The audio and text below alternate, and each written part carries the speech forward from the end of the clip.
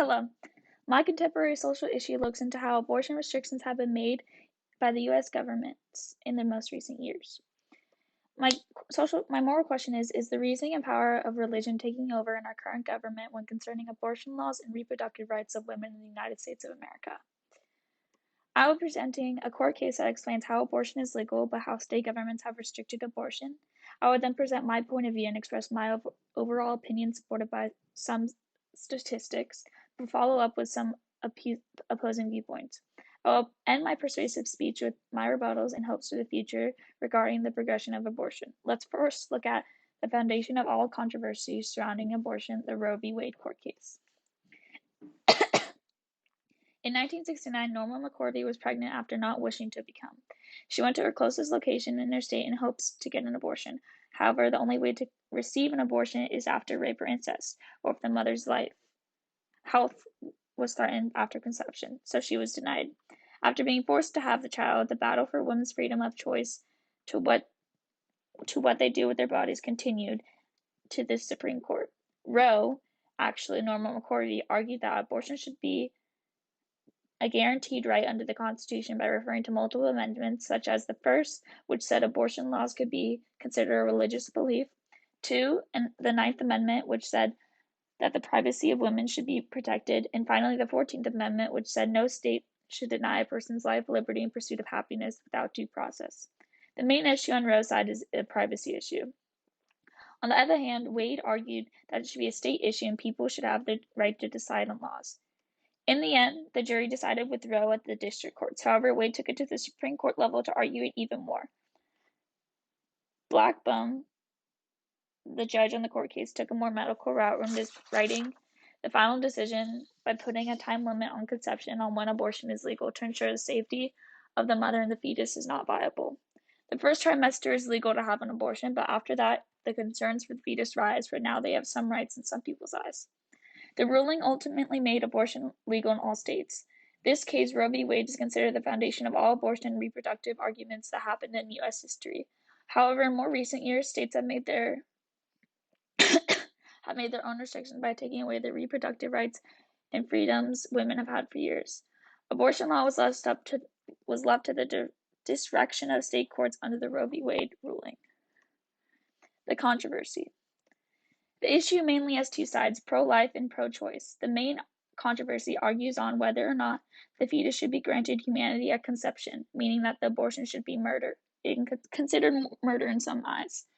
Those who side with pro-choice says that it is up to the woman on how she should go about her pregnancy, not a stranger whom she has to explain herself to, such as a doctor or a judge to get permission. A woman can decide on whether to continue her pregnancy or end it due to personal problems or complication. The pro-life. People argue as pro-life, meaning they take the side of that abortion should be illegal under all circumstances, despite maybe race, incest, or women's health. Some radical pro-life advocates do not consider those situations and are against the act altogether. A quote from CNN, Gale in context, said that last week Alabama enacted the strictest abortion law in the country. It would make abortion illegal in virtually all cases, including cases of rape and incest. The new law says any doctor who performs an abortion could face up to 99 years in prison. Punishments similar to penalties for rapists and murderers. An annual tradition for pro-life activists is to march in Washington, D.C. the same day the Roe v. Wade court case was passed. This is named the March for Life. You can see in this image that some of the posters in the March for Life and use such strong words to voice their opinions. Pro-choice. People who are pro-choice mainly take the side of women's right to privacy and choice to their own body. They argue that why should a woman have to argue to explain herself to be granted a decision she wants to make for herself? My voice, my choice. Words people use outside Georgia State Capitol in Atlanta shouted after abortion laws were passed. You can see in these images their words such as pro-women, pro-life. My personal stance. The word abortion has been made such a derogatory term due to the actions and words said by religious figures in the U.S. government. Abortion is simply a route women may take in her lifetime based on life circumstances, financial issues, health, and form of conception, or whatever the reason they choose to end their pregnancy. As stated earlier, why should a woman have to explain herself to a stranger on why they may choose to have an abortion to see if it's okay. It is a personal choice of their body, so why should they need approval to have or hide it? Today, women are already looked as second and unequal in society, so placing even more limits is hurting the fight even more. Women who stand as pro-life are not looking out for other women like they should be. Rape is a disgusting human act that forces many women to use abortion.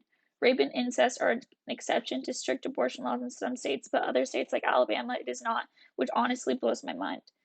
I would like to ask those who make these laws, if you were in women's shoes, or if it was your daughter in this circumstances, would you be as strict with your words?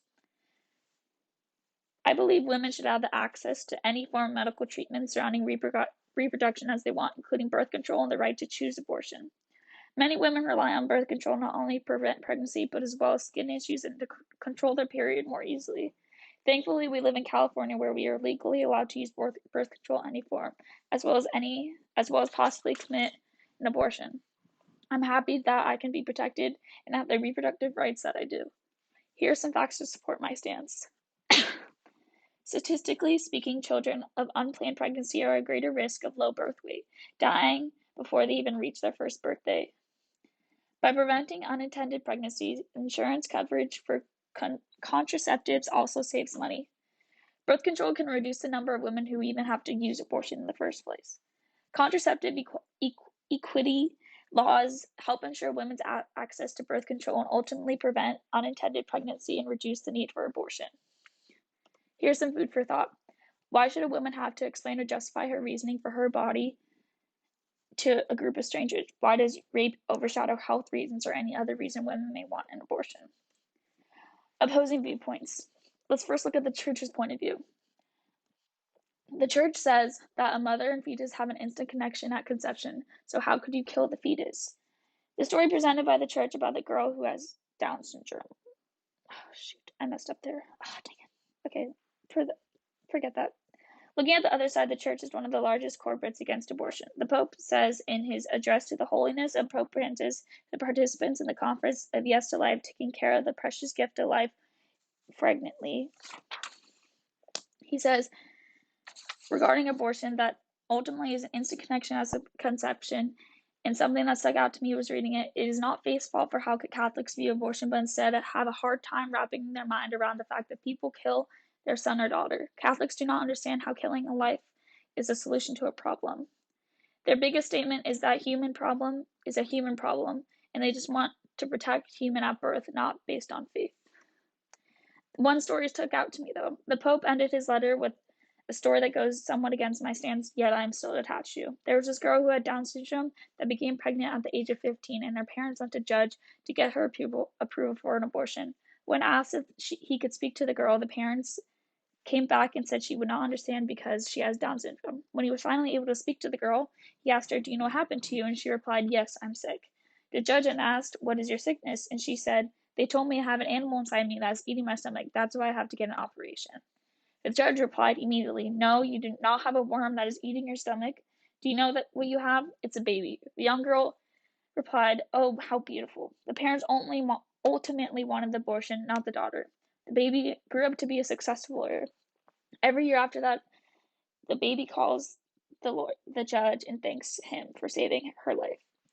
Abortion is sometimes not the pregnant women's choice, but the parents who force it. The judge was neither pro-life or pro-choice in my eyes, rather than he was simply granting the girl what he wanted. There's only a moral influence in this circumstance, which the parents disregarded completely. Pro-life. The March for Life is a significant thing that shows how anti-abortion activists and conservative state legislators are making their way through the low appeal courts or any of the cases provided. Legal issues in stake over abortion are whether states can ban abortions based on a fetus' gender, race, or disability, at what age a pregnancy a fetus can feel pain, and at what stage a fetus can survive without womb. In his first 2 years of office, President Trump, who has said during his campaign that he will be appointing pro-life judges, this ultimately has no representative or pro-choice to have any understanding in the judicial branch. Pro-life argues that if a fetus is alive at conception, it deserves the right to life. Some states that go out of their way to make regulations, such as limiting funds that go towards healthcare, such as Alabama, Arizona, Arkansas, Florida, Idaho, Indiana, Kansas, Louisiana, Mississippi, Missouri, Nebraska, North Carolina, Ohio, Oklahoma, Pennsylvania, South Carolina, South Dakota, Tennessee, Utah, Virginia, and Wisconsin. My rebuttal to these. In response to the opposing sides, I will never understand what is inside the legislature's mind, nor will I understand the brutalness some states put women through. When all common methods of reversible prescription conception are not available or affordable, some women may choose less appropriate methods to forego birth control altogether to avoid paying high out-of-pocket prices, which may lead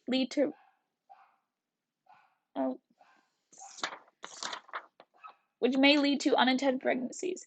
Unintended pregnancy have a lot of problems that follow that. There's many problems. Some states not only limit